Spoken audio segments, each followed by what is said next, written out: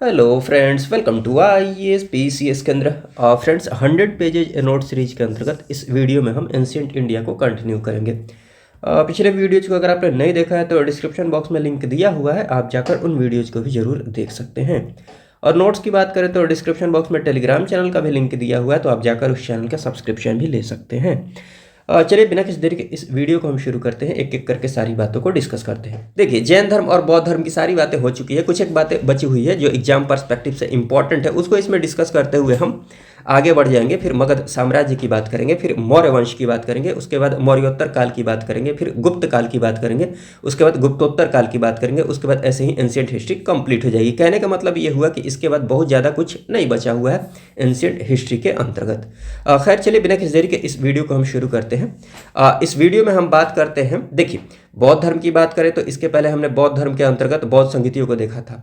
तो चौथी बौद्ध संगीति के दौरान, जो चौथी बौद्ध संगीति होती है उसके दौरान जो बौद्ध धर्म होता है वो दो संप्रदायों में बढ़ जाता है। एक का नाम हो जाता है हीनयान, दूसरा हो जाता है महायान। हीनयान और महायान में जो बेसिक डिफरेंस है उसको यहाँ पर थोड़ा सा देख लेते हैं। देखिए, हीनयान की बात कर ली जाए तो बुद्ध का जो असली विचार होता है, बुद्ध का जो असली विचार है, जो प्योर विचार है, वो हीनयान के अंतर्गत आता है। कहने का मतलब ये हुआ कि हीनयान जो है ना, ये बुद्ध के असली विचार के क्लोज है, ज़्यादा करीब है। और महायान में देखिएगा कि बुद्ध का जो असल विचार है, उसमें जो कठोर नियम है उसको थोड़ा सा सरल बनाते हुए, मतलब थोड़ा सा उदार होते हुए, लिबरल होते हुए बौद्ध धर्म को यहाँ पर अपनाया गया है महायान के अंतर्गत। तो ये आप ध्यान रख सकते हैं। हाँ, इसमें जो बेसिक डिफरेंस है वो ध्यान रख लीजिएगा। हीनयान की बात कर लिया तो देखिएगा कि इसमें मूर्ति पूजा में विश्वास नहीं रखा गया है, मतलब इनको मूर्ति पूजा में विश्वास नहीं है हीनयान वालों को।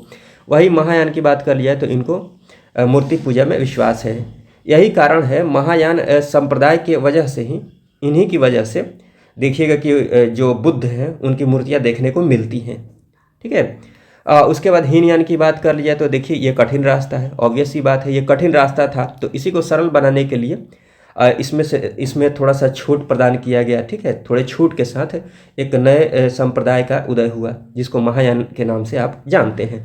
वही महायान देखिएगा, ये वाला जो महायान है आगे जाकर, मतलब 8वीं शताब्दी के दौरान देखिएगा कि इसी महायान में देखिएगा 8वीं शताब्दी के दौरान, आगे जाकर 8वीं शताब्दी के दौरान महायान से एक और संप्रदाय निकलेगा। मतलब कहने का ये हुआ कि इसमें फिर तंत्र मंत्र का प्रवेश हो जाएगा, तांत्रिक विद्या का प्रवेश हो जाएगा। तो तांत्रिक विद्या में विश्वास रखता है कौन? वज्रयान। मतलब महायान से एक और संप्रदाय का उदय होगा, वज्रयान, जो तांत्रिक विद्या में उसका विश्वास होगा। तो ये बात आप ध्यान रख सकते हैं। आगे मैंने नोट डाउन किया है, आपको टेंशन लेने की जरूरत नहीं है।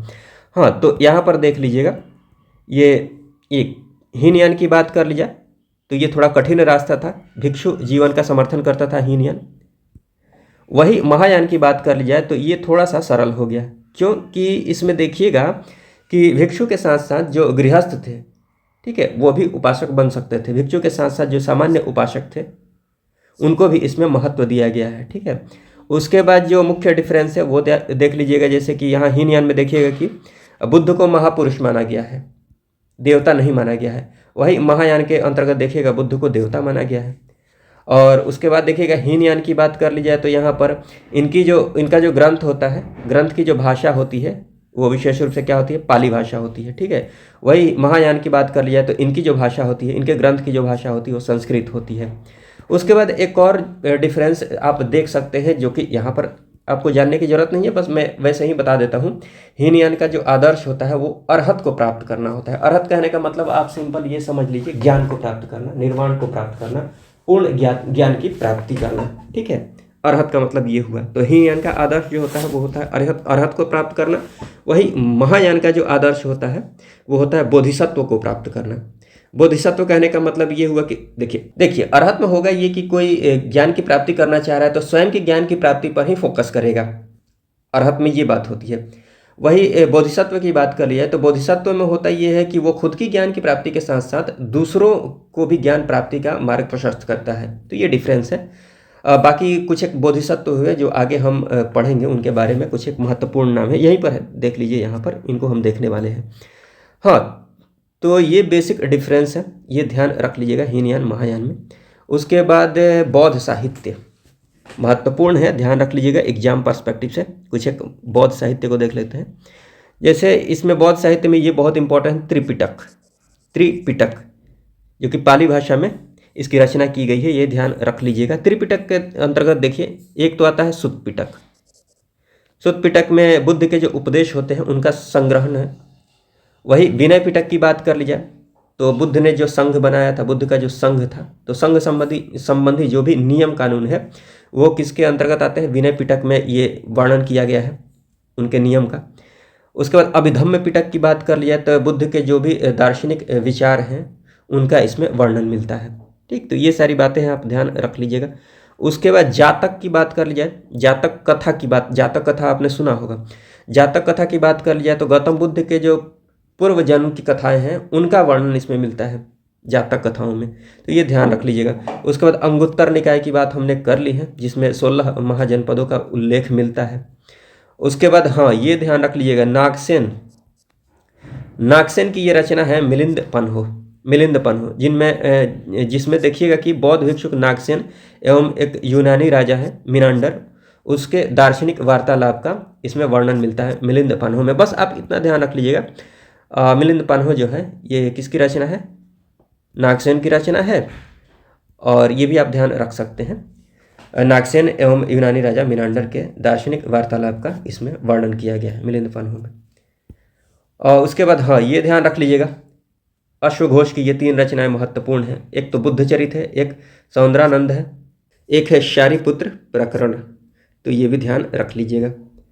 और उसके बाद हाँ, ये ध्यान रख लीजिएगा, नागार्जुन की एक रचना है माध्यमिक कारिका, इम्पॉर्टेंट है एग्जाम पर्सपेक्टिव से, याद रख लीजिएगा। उसके बाद ये बुद्ध के जीवन पर आधारित ये एक काव्य साहित्य है, light of Asia, light of Asia, तो ये भी ध्यान रख लीजिएगा, एडविन अर्नाल्ड के द्वारा इसकी रचना की गई है।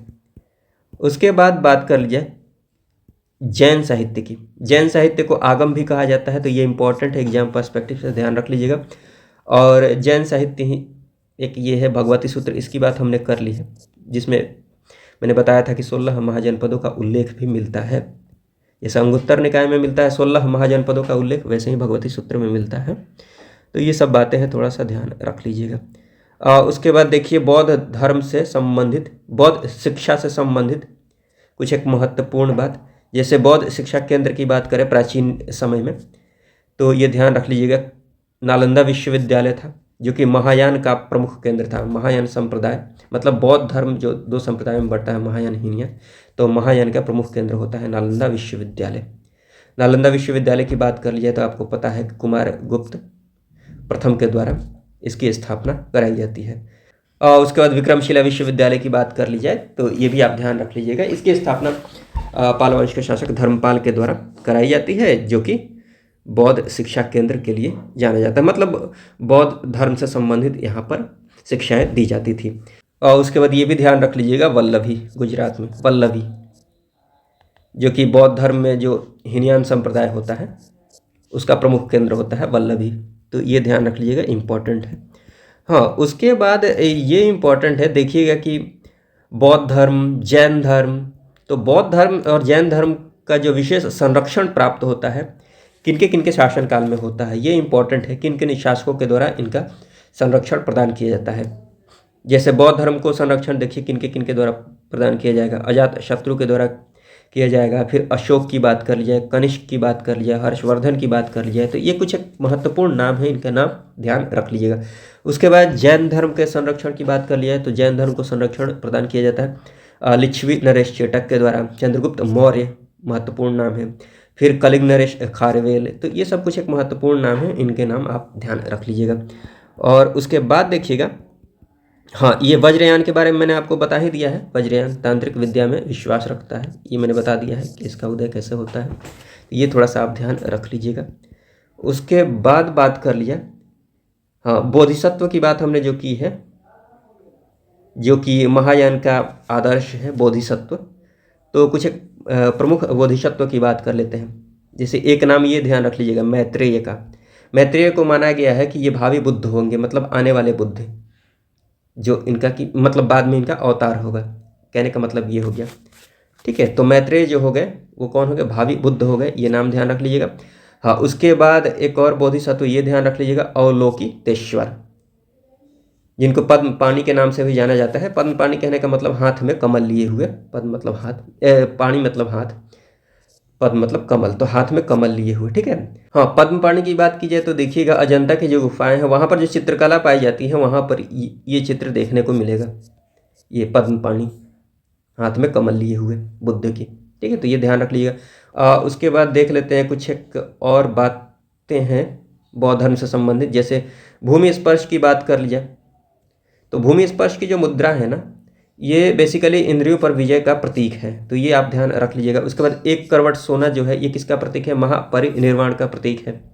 हाँ, ये आप ध्यान रख सकते हैं कि भूमि स्पर्श मुद्रा की जो सारनाथ मूर्ति है वाराणसी में, सारनाथ में जो बुद्ध की मूर्ति है वो किससे संबंधित है, गुप्त काल से संबंधित है, गुप्त काल में इसका निर्माण कराया गया होगा। वैसे ही ये ध्यान रख लीजिएगा, चैत्य जो होता है ये बेसिकली पूजा गृह होता है, पूजा या फिर प्रार्थना गृह, जहाँ पर बौद्ध भिक्षु या फिर बौद्ध धर्म से संबंधित जो लोग होते हैं प्रार्थना करते हैं, पूजा करते थे, ठीक है। तो ये ध्यान रख लीजिएगा। इसी से लगा हुआ होता था स्तूप, जो कि समाधि स्थल होता था, ठीक। उसके बाद बिहार की बात कर लीजिए तो जो भी बौद्ध भिक्षु होते थे जहाँ पर रहते थे तो उनका जो निवास स्थल होता था वो होता था क्या, विहार, तो ये ध्यान रख लीजिएगा। उसके बाद कुछ एक महत्वपूर्ण बातें और हैं, कुछ एक फैक्चुअल बातें, जैसे ये ध्यान रख लीजिएगा सबसे महत्वपूर्ण जो स्तूप है वो केसरिया बिहार में है।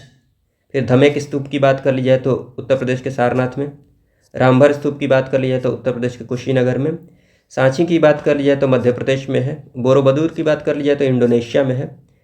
तो ये सब ध्यान रख लीजिएगा, ठीक है, इंपॉर्टेंट बातें हैं, इनको ध्यान रख लीजिएगा। उसके बाद देखिएगा कि कुछ एक मत है जैसे कि बौद्ध धर्म से संबंधित ही है, शून्यवाद या फिर माध्यमिक मत के नाम से भी जाना जाता है। तो शून्यवाद मत के जो प्रवर्तक हैं किनको माना जाता है, नागार्जुन को माना जाता है। वैसे ही विज्ञानवाद या फिर योगाचार संप्रदाय के प्रवर्तक किसको माना जाता है, मैत्रेय या फिर मैत्रेयनाथ, कुछ भी ऑप्शन में दिया हो टिक लगा दीजिएगा। उसके बाद एशिया के ज्योतिपुंज के नाम से किसको जाना जाता है, किनको जाना जाता है, गौतम बुद्ध को जाना जाता है। तो ये सारी बातें हैं। तो जैन धर्म बौद्ध धर्म से संबंधित ये सारी बातें थी, सारी बातें हमने कर ली है जैन धर्म बौद्ध धर्म से संबंधित। चलिए, इस वीडियो को देखने के लिए आपका बहुत बहुत धन्यवाद। जय हिंद, जय भारत।